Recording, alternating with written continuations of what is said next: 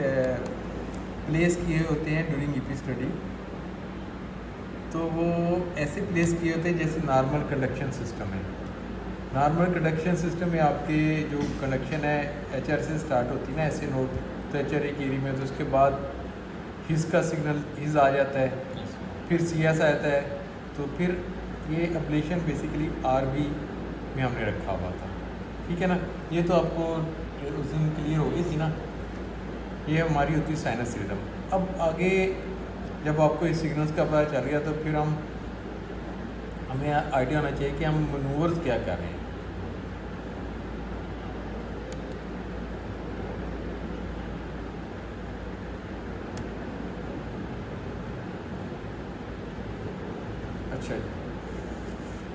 अच्छा, इसमें आपने देखना है कि अगर ये जो स्पाइक आ रही हो ना, इसका मतलब है कि पेसिंग कर रहे हैं। जैसे हम पेस मेकर में पेसिंग हो रही होती है ना, ऐसे इसमें भी पेसिंग हो रही होती है। तो जिस चैम्बर में ये स्पाइक आ रही हो और साथ ये नंबरिंग आ रही हो, इसका मतलब है हम वहाँ से पेसिंग कर रहे हैं। पेसिंग दो किस्म की होती है। एक होती है कि फिक्स साइकिल लेंथ की पेसिंग, उसे हम कहते हैं बर्स्ट पेसिंग। और एक होती है प्रोग्राम पेसिंग। प्रोग्राम पेसिंग होती है कि एक फिक्स साइकिल लेंथ आएगी और उसके बाद जो अगली सेकंड लास्ट होगी या लास्ट होगी वो उनकी cycle length preceding cycle length से शॉर्ट होगी। अगर ऐसे हो रही हो तो फिर हम उसे कहते हैं प्रोग्राम एक्स्ट्रा स्टिम। अगर एट्रिया से हो रही हो तो प्रोग्राम एट्रियल एक्स्ट्रा स्टिमुलेशन। अगर वेंट्रिकल से हो रही हो तो प्रोग्राम वेंट्रिकल एक्स्ट्रा स्टिमुलेशन। तो हमने ये HRA से कर रहे हैं पेसिंग। 400 साइकिल लेंथ है बेसिक, इसे हम कहते हैं जो पहली स्टार्ट होती है प्रोग्राम एट्रियल एक्स्ट्रा स्टिम में, उसको हम कहते हैं S1 स्टिम 1, इसलिए S1 लिखा। जो एक्स्ट्रा स्टिम है उसे हम कहते हैं S2। अगर एक और एक्स्ट्रा स्टिम है उसे हम कहते हैं S3। तो ये HRA से हम पेसिंग कर रहे हैं और जो मनूवर है इसे हम कहते हैं program atrial extra stimulation, PAS। ठीक है, और जब हमने आखिरी पेसिंग स्टॉप की है तो ये टैकीकार्डिया स्टार्ट हो गया। ठीक है, लेते हैं इसमें एग्जाम में 450 350 एक्स्ट्रा सिम। S1 450 की थी, S2 350 की और S3 230। जब हमने इसको मनूवर को कंप्लीट किया है तो फिर इस ये देखिए इस A का H कौन सा बना है, ये है। S3 के बाद इस A का ये H था। इसका मतलब ये है कि ये सर आपसे मिलना था। टैकीकार्डिया स्टार्ट हो गया है। ये कैसे स्टार्ट हुआ है कि अभी हम कर रहे थे फास्ट पाथवे पे। फास्ट पाथवे एक कर रहे हैं तो इस A क्या AH बन रहा है कि फास्ट पाथवे से स्टिमुलेशन आई है और H तक H बनाया है, फिर फास्ट से स्टिमुलेशन आई है H बनाया है। और ये AH कैसे बना है इसका आपको उसमें इसको बताते हैं कैसे। एक मिनट क्या होता है, इधर देखते हैं कोई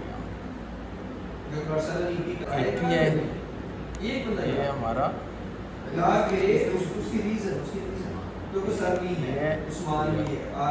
और ये हमारा B है। ठीक है ना, और इस एरिया में हमारा पड़ा हुआ है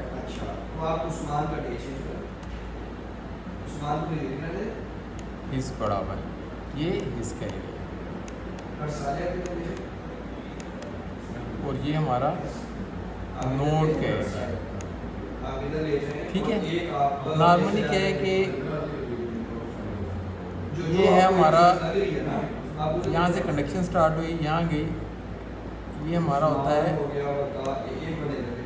फास्ट पाथवे। ठीक है, और ये हमारा होता है इधर स्लो पाथवे। ठीक है, जो स्लो पाथवे है उसकी कंडक्शन बहुत स्लो होती है, ऊपर से इम्पल्स आती है।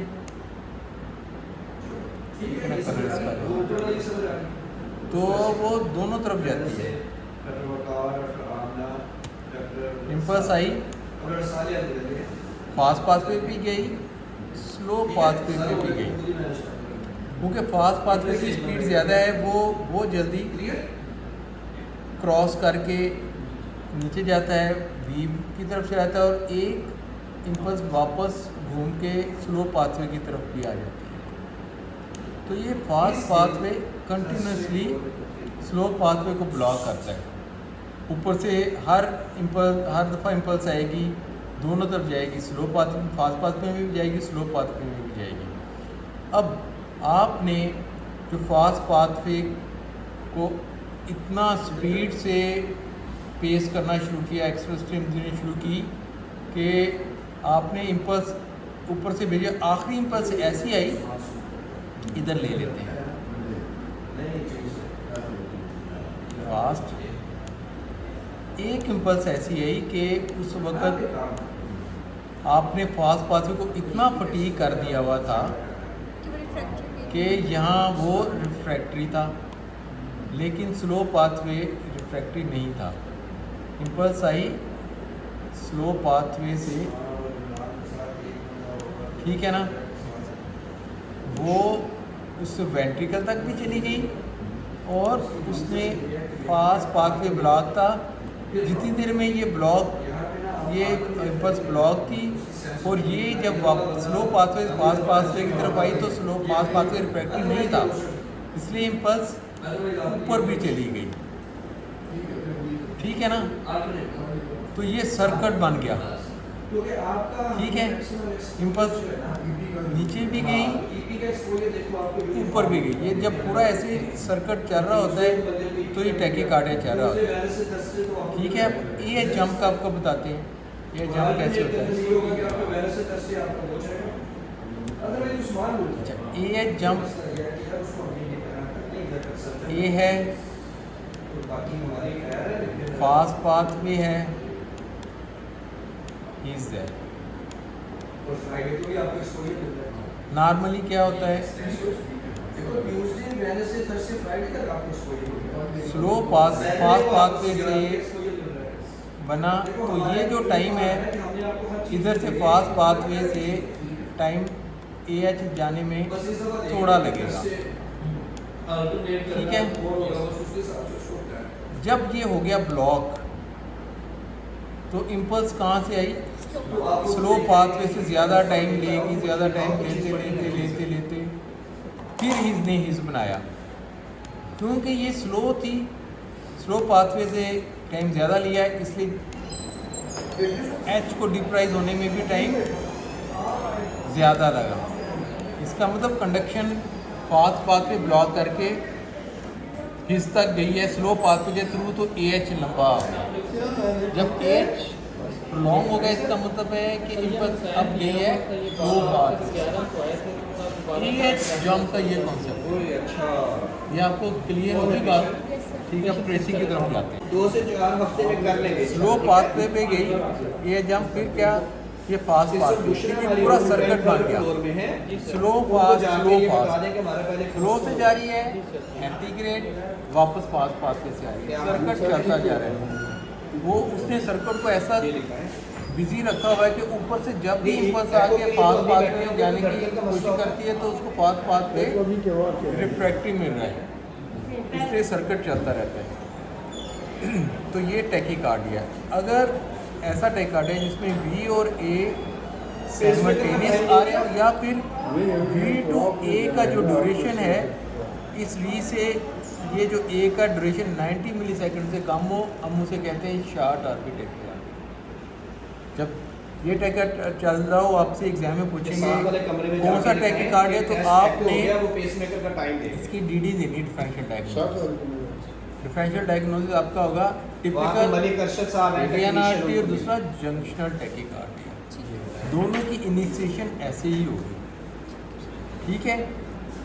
तो जब ये आ रही हो, सबसे पहले इम्पल्स हिज में आ रही है, फिर CS में आ रही है, और सारे एट्रिया के सिग्नल अलाइंड है, तो इसका मतलब है कंसेंट्रिक एक्टिवेशन है, सेंटर से हो रही है। तो ये जब साइमल्टेनियस, इसको हम कहते हैं शॉर्ट आरपी या कंसेंट्रिक एक्टिवेशन। अब 6 ठीक महीने है, बाद आना अब आपको कैसे पता चलेगा? वो जो आप कहेंगे कि सर ये बी है या ये ए कोई है, टेंशन अब ये नहीं है, पीछे से चलें। आपको मिल रहा है। हम जब एटीए की पेसिंग कर रहे हैं तो पहला शार्प सिग्नल ए है, दूसरा राउंडेड सिग्नल बी है, तो इसी में पहला बी और दूसरा शार्प ये है, खत्म। स्मॉल जो शार्प सिग्नल है ए है, तो ये टैकीकार्डिया है। ठीक हो गया? इसमें कोई चीज़ पूछने वाली हो? हमने क्या किया, प्रोग्राम एटियल एक्सेस स्टिमुलेशन की है, फिर ए जंप आया है और फिर टैकीकार्डिया स्टार्ट है। हमने शॉर्ट अभी अभी हमने मनूवर नहीं की। जब मनूवर करेंगे फिर हमें आपके लिए डिफरेंशियल डायग्नोसिस आपसे पूछेंगे या फिर ऑप्शन दी होगी एवीएनआरटी है, एटियल टैकी, पूछो क्या है। तीसरा इनिशिएशन ऑफ अब टैकीकार्डिया इधर पेशेंट नहीं भेजना। या टैकीकार्डिया इंडक्शन है। तो आपको इसमें से कोई भी स्लाइड आ सकती है। कोई एक स्लाइड प्रोग्राम एटियल एक्सेस स्टिम की भी आ सकती है, ए जंप की भी आ सकती है और टैकीकार्डिया की भी आ सकती है। तो ये क्या है? एवी टिपिकल एवीएनआरटी क्यों? स्लो फास्ट वाला है ये, क्योंकि एएच जंप हुआ है। वो तो किसी में भी हो जाएगा, वो तो ओआरटी में भी हो जाएगा। अभी लेकिन एंटीग्रेड कंडक्शन स्लो पाथवे से हो रही है, क्योंकि एएच जंप हुआ। इसका ये मतलब है कि एंटीग्रेड अगर स्लो है तो रेट्रोग्रेड फास्ट से होगी, तो वो टिपिकल एवीएनआरटी होता है। तो एक्स्ट्रा स्टिम ने क्यों इनिशिएट किया? क्योंकि उस टाइम ना जो फास्ट पाथवे था वो रिफ्रैक्टिव पीरियड में था, लेकिन जो स्लो पाथवे था वो आउट ऑफ रिफ्रैक्टिव पीरियड था, तो वो उधर से ट्रांसमिट हो गई। फिर वो मतलब जब वो नीचे उसने वेंट्रिकल को डिपोलराइज किया, मीनवाइल जब वो अब ऊपर जाने लगी तो वो वाला पाथवे भी आउट ऑफ रिफ्रैक्टिव पीरियड था, तो वो सर्किट बन गया। सही। और अगर आपका ये वाला सर्किट बन गया और आपने कहा कि ये एवीएनआरटी है, फिर आगे आपने कहा कि ये स्लो फास्ट एवीएनआरटी है, सही? Yes sir. तो इसमें आपको इसके अलावा सीएस में बी और ए सेपरेट मिल रहे हैं? No sir. नहीं मिल रहे। और एचआरए में सर ने ए दिखाया और ऊपर सर्किट ईसीजी में बी है, तो बी ए या कितना इंटरवल होगा? साइमल्टेनियस है। साइमल्टेनियस लग तो रही ये है, क्यों साइमल्टेनियस है? क्योंकि वो साइमल्टेनियस ऊपर एट्रिया और वेंट्रिकल को डिपोलराइज कर रहा है। साइमल्टेनियस एक हिसाब से मतलब वो थोड़ा सा डिफरेंस है उनकी डिपोलराइजेशन। तो जो ओआरटी चलता है उसमें क्यों नहीं साइमल्टेनियस होता? उसमें क्योंकि वो पहले एवी नोड से आता है, फिर वो एक्सेसरी पाथवे से गुजरता है, फिर वो एट्रिया को जाके डिपोलराइज करता है, तो पीवे थोड़ी देर के बाद आती है क्यों? एज कम्पेयर टू इसके, क्योंकि ये तो एवी नोड में माइक्रो रीइंट्रेंट है, वो मैक्रो रीइंट्रेंट के कार्डिया है। बेटा एक होता है, आपने एक पैरेलल का वर्ड सुना है, और एक होता है इन सीक्वेंस। पैरेलल और एक इन सीक्वेंस। तो जो सर ने जैसे बताया कि स्लो पाथवे से जब आप आए तो यहीं से ये वी में गया है और यहीं से ए में गया है, तो ये टर्न अराउंड पॉइंट है, तो इसलिए ये सूडो इंटरवल होता है, ये ट्रू इंटरवल नहीं होता भी ये, ठीक है? यानी ये ऐसे नहीं है इस वी के बाद ए बना, ऐसे तो नहीं है ना, इसको पैरेलल कहते हैं। सीक्वेंस का मतलब ये है कि पाथवे ऐसे जा रहा है, सही, कि पहले वी में गया है फिर ए में गया है। तो आपने ये कहना है कि ये सूडो इंटरवल होता है सर, कि ये जो टर्न अराउंड हिज के पास है तो वो साइमल्टेनियस वी में गया, साइमल्टेनियस ए में गया। अब डिपेंड करता है, अगर ये ए का रेट फास्ट है तो वो विद इन वी हो जाएगा, अगर स्लो है तो वो थोड़ा बाहर हो जाएगा। तो स्लो फास्ट एवीएनआरटी में वी ए अप्रिशिएट ही नहीं होते सीएस में। उसकी रीज़न ये है कि ये पैरेलल एक्टिवेशन होती है, और जो पाथवे होता है उसमें सीक्वेंस में एक्टिवेशन होती है। सीक्वेंस मीन कि वी और ए एक सीक्वेंस में जाएंगे, एकदम दोनों डिपोलराइज नहीं होंगे, ठीक है? तो एग्ज़ाम में ये हाल मार्क होता है कि आपने सबसे पहले वी ए साइमल्टेनियस एक्टिवेशन है।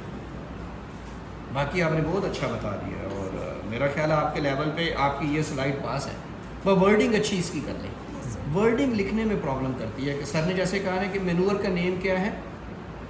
नेम एक्स्ट्रा स्टिमुलेशन, बस पेसिंग और extra program programmed atrial extra stimulation from high right atrium. ये पूरा कंप्लीट सेंटेंस है। Programmed atrial extra stimulation from high right atrium. Program का मतलब ये है कि 8 बीट्स आई 300 पे और एक्स्ट्रा आपने फेंक दी सपोज टू 90 पे, तो ये प्रोग्राम्ड है। मीन कि ये वो समझेगा हार्ट की, अच्छा ये मेरा साइनस रेट है और ये एक एपीसी आ गई, it's just like an APC. Extra stim mean APC. तो ये भी तो हो सकता है सर CS से एट्रियल एक्स्ट्रा स्टिम फेंक दें, तो फिर होगा program atrial extra stimulation from CS 9-10 from CS 5-6 from CS 3-4। ठीक है, फिर आपने जंप को कैसे बताना है, उसकी वर्डिंग एग्जाम में कैसे लिखोगे? लिखोगे क्या? It led to sudden prolongation of AH interval. Sudden, तो ये आपकी वर्डिंग होनी चाहिए, sudden prolongation of AH interval and initiation of short RP tachycardia with simultaneous ventricular and atrial activation या डीपोलराइजेशन। ये लिख ले वर्डिंग, क्योंकि हम हमारी नेटिव लैंग्वेज नहीं है ना, तो इसलिए हमें ये सर के साथ तो इसके नोट्स डाल देते हैं, तो आपको कॉन्सेप्ट होता है लेकिन वहाँ पे उसके मार्क्स नहीं मिलते, तो की के हिसाब से आपके मार्क्स मिलते हैं। ORT की भी दिखा दें सर प्लीज, हाँ, ताकि आपको एक डिफरेंशिएट हो जाए। BT की देख लो, ये देखिए कितने हैं?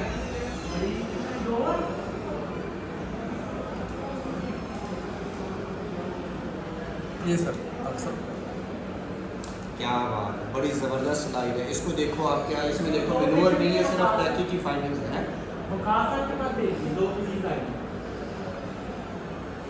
तो यहाँ पे ये देखें कि इसको कैसे लिखेंगे, अभी हमने बात की ना। मैं एक बार 7 रूम में हुआ हमारे पास, अब ये आपको ये तो आइडिया होगा कि टैकिकार्डिया चल रहा है, ठीक है। अब ये कि इसमें ये हिज की डिफ्लेक्शन है, ये बी की डिफ्लेक्शन, और प्रॉक्सिमल हिज में हमारे पास ये ए आ रहा है रिट्रोग्रेड, और रिट्रोग्रेड पहले बी स्टिमुलेट हो रहा है और फिर ए बन रहा है। अगर होता कंसेंट्रिक तो फिर वो सारे अलाइंड होने थे, एक ही लाइन में हिज हो रहा है, इसमें ए आ रहा है, फिर CS 9-10 में आ रहा है, फिर 7-8 में 5-6-3-4 1-2, ठीक है ना। इसको समझाने के लिए आपको एक पिक्चर दिखाते हैं, बनाते हैं।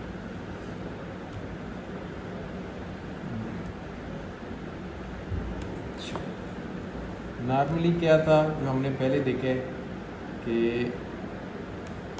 ये हमारा था RA, ये हमारा था RB, ये हमारा था LA, ये हमारा हो गया LB, ठीक है। इसके ऊपर और पाथवे की कंडक्शन जाती है एनुलस से, राइट साइड के पाथवे की ट्राइकस्पिड वाल्व एनुलस से और लेफ्ट साइड की माइट्रल वाल्व एनुलस से। जब EVNRT चल रहा होता है या जंक्शन टैकी चल रहा होता है तो कंडक्शन सेंटर में होती है, यहाँ इस एरिए में हिज है और साथ ही इसके CS 9-10 है, ठीक है ना। तो एट अ टाइम स्टिमुलेशन हो रही होती है, इसलिए आपको हिज में फिर 9-10 5-6-3-4 में सीक्वेंस ऐसे मेरा होता है। लेकिन जब एसेसरी पाथ से होता है, अगर लेफ़्ट साइड का है और वो उसका जो रीजन है यहाँ से हो रहा है, कलर चेंज कर लेते हैं, पाथवे यहाँ है, तो जब V बना है तो V ने बना के तो पहले इम्पल्स इधर से जाएगी, ठीक है ना, एंटीरियर की तरफ से या लेटर की तरफ से। अगर यहाँ से जा रही है तो लेटरल बन जाता है 7-3-4, अगर 5-6 है तो पोस्टीरियर पोस्टोलेटरल बन जाता है। अगर यहाँ आ जाती है बिल्कुल ये पोस्टीरियर टू पोस्टोसेप्टल एरिया बन जाता है, ठीक है, ओके। तो हमारा जो इस ट्रेसिंग में था, तो ये जो एरिया है ये वाला, तो जब हम CS का कैस्टर डाला होता है तो CS कैस्टर की जो टिप होती है वो यहाँ तक गई होती है, ठीक है ना। तो यहाँ कौन सा इलेक्ट्रोड होता है 1-2, यहाँ 1-2 का आता है, ठीक है। तो फिर जब सर्किट यहाँ से वी बना है, वी के बाद जब रिट्रोग्रेड ए बनना है तो वो इम्पल्स यहाँ से गुजरेगी। तो ये वाली इस एरिया में सबसे पहले एट्रिया का सिग्नल आएगा, एट्रियल एक्टिवेशन सबसे पहले यहाँ होगी, फिर उसके बाद प्रोसीड करेगी। डीप्राइज होगा तो हमारी जो ट्रेसिंग है इसमें सबसे पहले ए किसमें बना है, वी, ये वी है, 1 2 में ये ए है, तो सबसे अर्ली ए किसमें ना 1 2 में। तो जो हमारी फिगर थी उसके साथ मैच करें तो ये सी एस 1 2 का एरिया ये कहाँ से बन रही है, लेफ्ट री वाल का माइट्रल वाल्व का एरिया। बेसिकली ये जो एरियाज होते हैं ये माइट्रल वाल्व एनलस के हैं या ट्राइकस्पिड वाल्व एनलस के। तो ये सबसे पहले यहाँ एक्टिवेशन हुई है, इसलिए सबसे पहले अर्ली ए इसमें बनेगा। अगर होता एक तो इसको खोलते हैं, इसी में पेंट में खोल लेते हैं।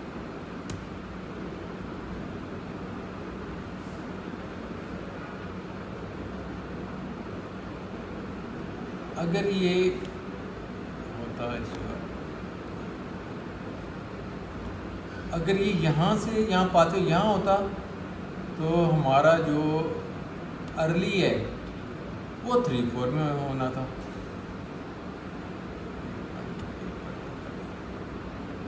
ठीक है, तो फिर हमारा 3 4 में होना था ए। और अगर हमारा पोस्टीरियर होता है यहाँ, पोस्टो लेटरल पोस्टीरियर और फिर पोस्टो सर्कल। नहीं, पेसिंग नहीं कर रहे, ये ब्रॉड फिर वो क्यों है, एचपीईडी की जैसे है? नहीं वो आर्टिफैक्ट आ रहा है। ये ए का सिग्नल ही बहुत शार्प है, ठीक है। ये बेसिकली ए का सिग्नल शार्प ये है कि जहाँ से जिस एरिया से रिट्रोग्रेड कंडक्शन आएगी, इसका मतलब ये है कि उस एरिया में फोकस है और वहीं से पाथवे है जो रिट्रोग्रेड ए बना रही है। इसे हम कहते हैं आर्थोड्रोमिक री एंट्रेंट टैकीकार्डिया। आर्थोड्रोमिक का मतलब ये है कि कन्वेंशनल पाथवे या फास्ट पाथवे से एंटीग्रेड उसकी कंडक्शन फास्ट पाथवे से होगी और रिट्रोग्रेड कंडक्शन उसकी स्लो पाथवे। तो एंटीग्रेड कंडक्शन आ रही है इसकी, एंटीग्रेड कंडक्शन आ रही है फास्ट पाथवे से, फास्ट पाथ नोड से उसने वी बनाया है और वी से जब रिट्रोग्रेड गया है तो वो पाथवे से गया है, ऐसे सर्किट बना हुआ। इसलिए इसमें जब एंटीग्रेड नोड से जा रहा होगा तो जो वो ईसीजी में आपको जो कॉम्प्लेक्स है वो नैरो मिलेगा। ठीक है, और अगर बनेगा ये एंटीड्रोमिक तो ये अगर पाथवे से जा रहा होगा तो लेट एक्टिवेशन होगी, उसमें एंटीड्रोमिक में आपको वी ब्रॉड मिलेगा।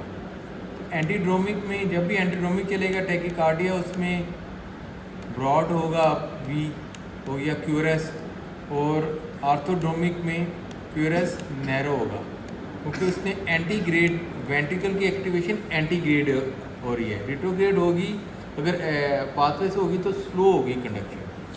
ठीक है, इसमें और कोई क्वेश्चन पूछना होगा? अगर नॉर्मल से ये होगा कि हम उसको वो टिपिकल AVNRT भी हो सकता है और पाथवे भी हो सकता है। उसके लिए हम program ventricle access stream deliver करते हैं हिज रिफ्रैक्टरी, जब उस टाइमिंग पे जब हिज रिफ्रैक्टरी होगा। जब अगर AVNRT होगा तो AVNRT में हिज हिस्सा है उसका पाथवे का और सर्किट का, तो अगर वो भी आपको बता देते हैं। उसमें क्या होगा, हिज क्योंकि पार्ट है सर्किट का,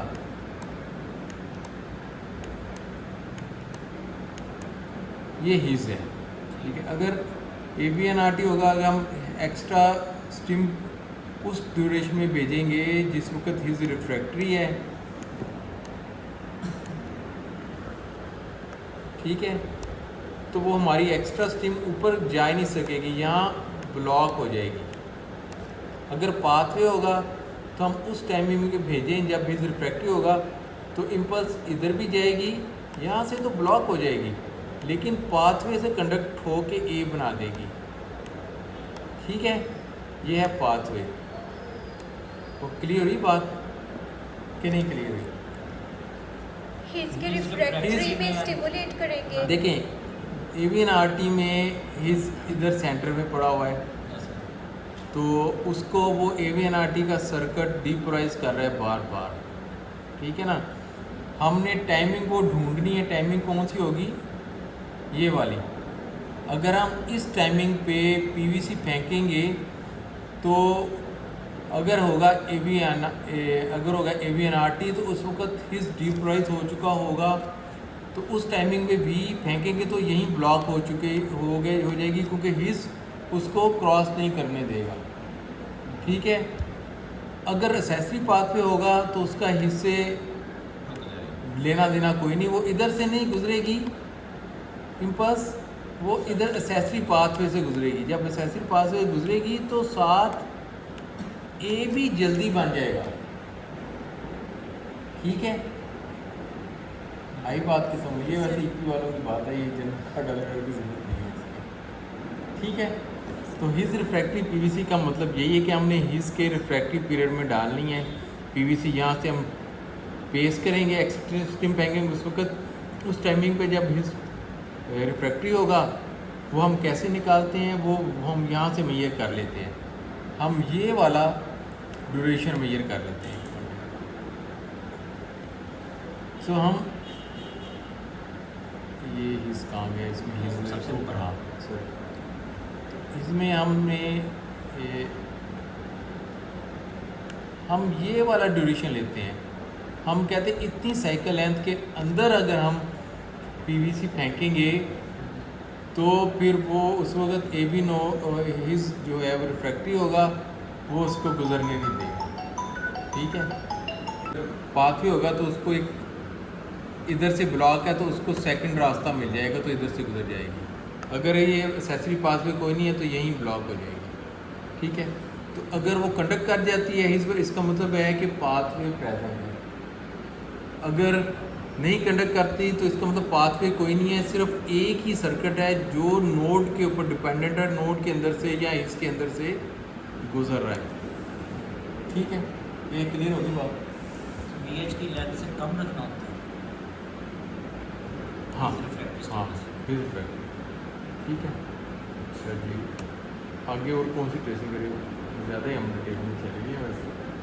ठीक है, सर A50 और B50 A50 और इसके हम देख लेते हैं।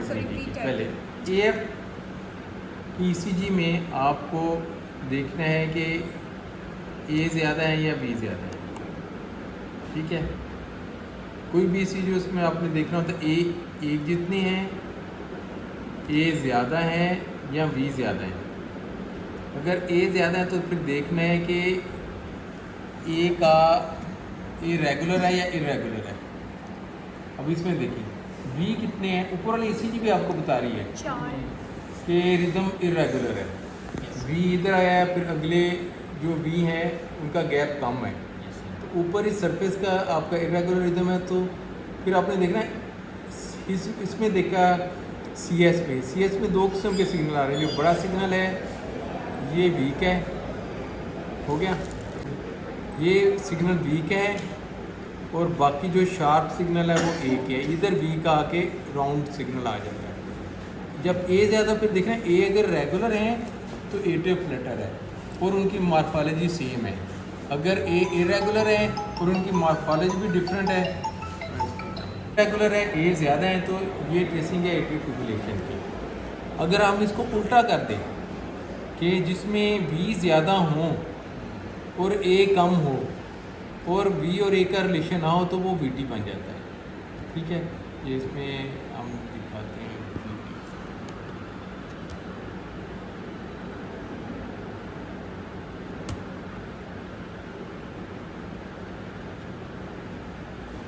ये देखिए, अगर हम इनके रिलेशंस बनाएं V और A का रिलेशन, तो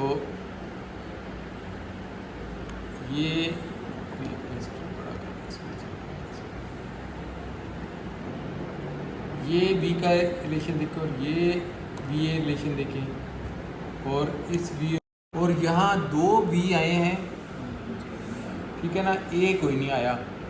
ये वाला ए इस बी के पास है, ये वाला बी इसके नज़दीक आ गया, ये साथ है। तो जिसमें बी ज़्यादा हों और ए कम हो वो बी टी होता है, ठीक है। इसके अलावा जो हिस का सिग्नल होगा, एच का सिग्नल वो वी के अंदर चला गया होता है, मर्ज हो गया है। और ये क्यूरस के जहाँ से क्यूरस स्टार्ट होता है, क्यूरस के स्टार्ट होने के बाद आ रहा है, इसमें एच भी नेगेटिव हो जाता है, ठीक है। एच भी नेगेटिव हो गया एक चीज़। दूसरा वी ज़्यादा है, ए कम है। तीसरा बी और ए का रिलेशन चेंज होता जा रहा है। सर इसमें एच भी नेगेटिव कैसे है? एच भी नेगेटिव है, ये क्यूरस है ना सरफेस का, सरफेस के क्यूरस के बाद एच आ रहा है। और एच हम कैसे लेते हैं, एच से बी की तरफ जाते हैं रीडिंग को लेने, एच भी उल्टा लेके जा रहे हैं। रूटीनली नॉर्मली क्या होता है, नॉर्मल टेस्टिंग थी हमारी,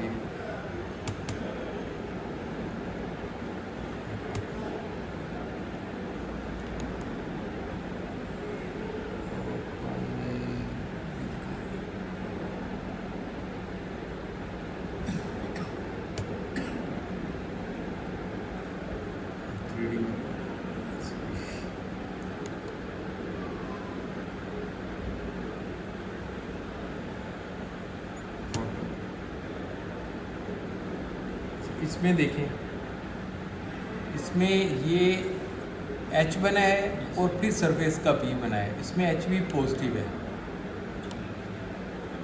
वो इसलिए है कि एच बी नेगेटिव के जो बी है वो हिस के कंडक्शन के डिपेंडेंट नहीं है, वो उसका सर्किट सिर्फ बी के अंदर है।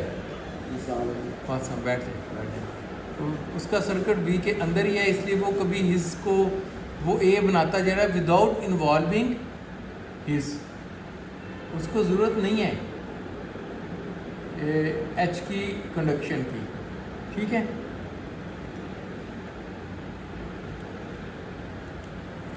अब ए एफ और बी टी हो गया, अब आगे देख लेते हैं। और आप कौन सी देख सकते हैं, पुलिस सारी है, इसको थोड़ा बंद कर देते हैं। ए एफ होगी, ए एफ जंप हो गया, ए एच भी हो गया, ए बी ब्लॉक देख लेते हैं।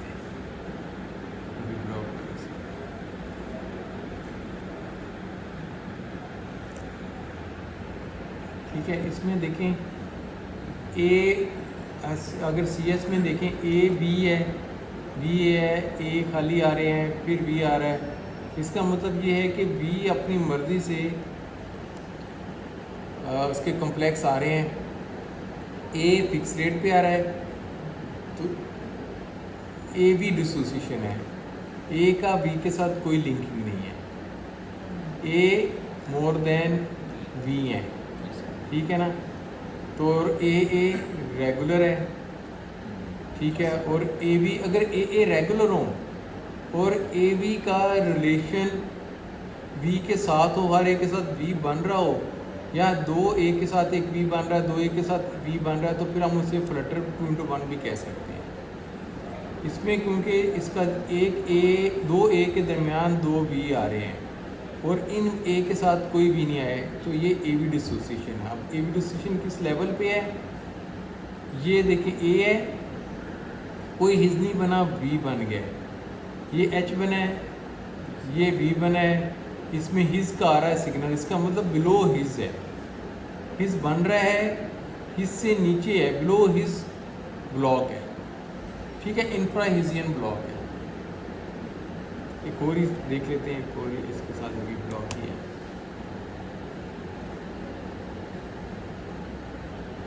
इसमें कौन सा टाइप है देख लेते हैं। अच्छा, इसमें अगर हम देखें तो इसमें ए बी 1 ए बी उधर दिखा दो, इंटरमीडिएट 2:1 ब्लॉक है, लेकिन इंटरमीडिएट 2:1 कहना इसलिए नहीं है ठीक, क्योंकि ये देखें ए बी रिलेशन ब्लॉक हो गया, ये ए बी और ये ए वी, इसमें मोबिट्स चल रहा है, मोबिट्स टाइप 1, ये ए वी देखें और ये अगली ब्लॉक हो गया, ये ए वी छोटा है, ये ए वी बड़ा है, ये Mobitz type 1 A V block चल रहा है जिसमें प्रोग्रेसिव है।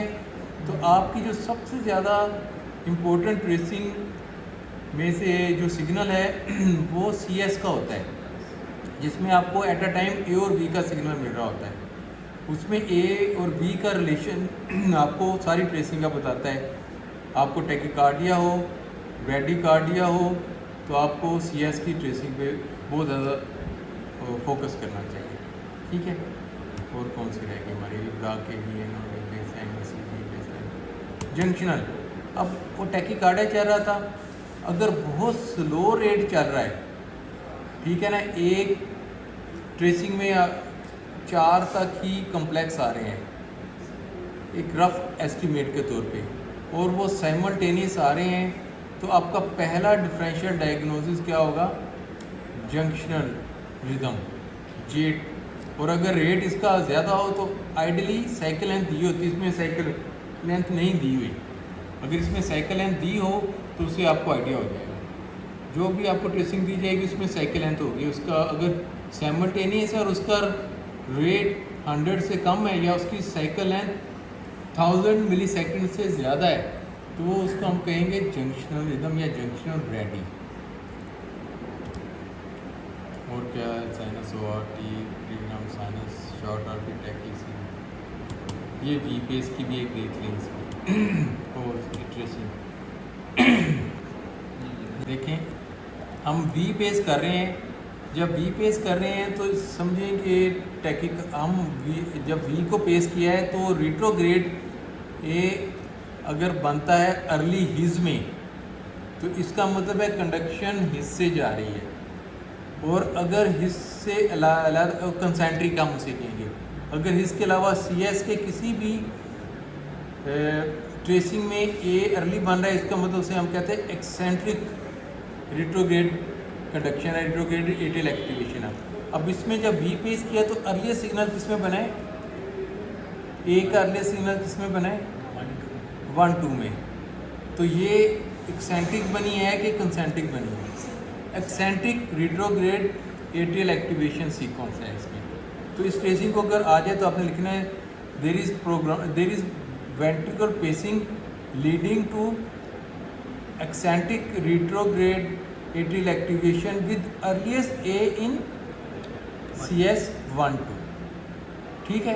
तो ये आपकी वी पेस की भी होता है, सही है। देख लेते हैं इनके वो एसेसरी पाथवे से जा रही है, तो ठीक ये है। कौन सा एक्सेसरी बात? CS 1-2 में अर्लीस्ट ये बनाना, तो ये तो लेफ्ट फ्री बार में, ठीक है, ठीक है, ठीक है सर। ठीक हो गया।